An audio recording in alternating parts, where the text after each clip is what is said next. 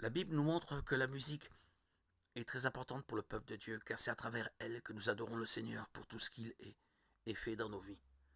Et le roi David était sans aucun doute le plus grand musicien de toute l'histoire biblique. La plupart des psaumes qu'il a composés ont été initialement écrits, non pas pour être lus comme nous avons l'habitude de le faire, mais plutôt pour être chantés. Voyez ce qu'il a dit au début du psaume 33.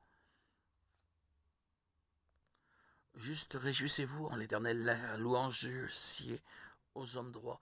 Célébrez l'éternel avec la harpe, célébrez-le sur le luth à 10 cordes, chantez-lui un cantique nouveau. Faites retentir vos instruments et vos voix, car la parole de l'Éternel est droite et toutes ses œuvres s'accomplissent avec fidélité au moment de louange. Pendant le culte, les chansons n'ont pas seulement pour but de préparer le cœur des gens à écouter la prédication.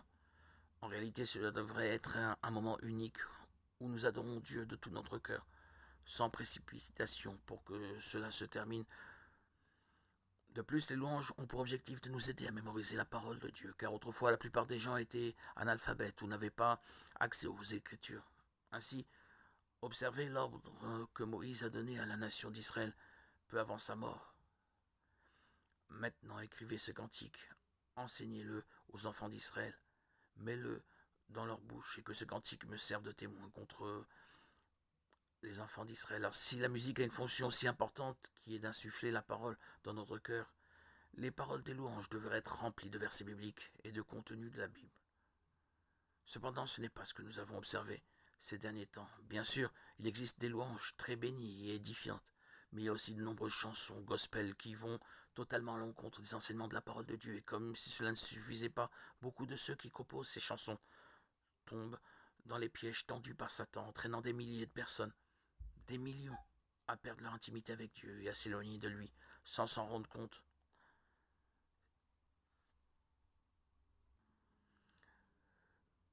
Faire de fausses louanges peut causer dans la vie des enfants de Dieu de gros dégâts. Si ces louanges ne sont pas dirigées vers Dieu, si elles sont justes pour enflammer les cœurs et exalter la chair, ce n'est pas ce que Dieu attend de nous. La musique qui n'est pas dirigée vers Dieu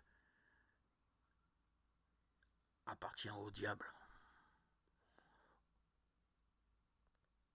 Toute personne qui les écoute est prisonnier des filets de Satan.